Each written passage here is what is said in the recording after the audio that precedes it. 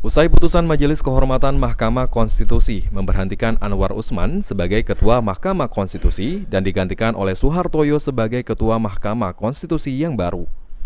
Rektor Universitas Indo Global Mandiri sekaligus mantan Ketua DPR RI periode 2009-2014, Dr. Marzuki Alie mengatakan, jika keputusan yang diambil oleh Majelis Kehormatan Mahkamah Konstitusi sudah tepat dan memenuhi prosedur, dengan menunjuk dan mempercayakan Soehartoyo sebagai Ketua Mahkamah Konstitusi yang baru. Apa yang dilakukan Majelis Kehormatan Mahkamah Konstitusi tidak menyimpang dari proses sidang yang dilakukan, ujar Dr. Marzuki Alie.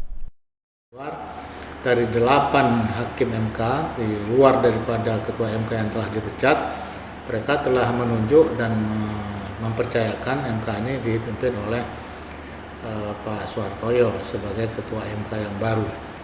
Nah, terlepas prosesnya, saya kira itu merupakan rangkaian daripada apa yang dilakukan oleh Majelis Kehormatan MK. Jadi tidak menyimpang daripada apa yang kita tentukan.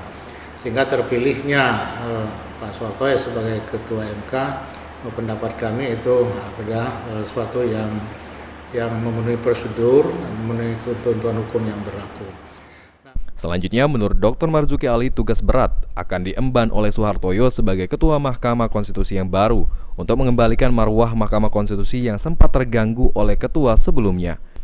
Terutama saat ini dari keseluruhan 9 hakim Mahkamah Konstitusi berstatus sebagai terlapor. Eki Saputra, POL TV.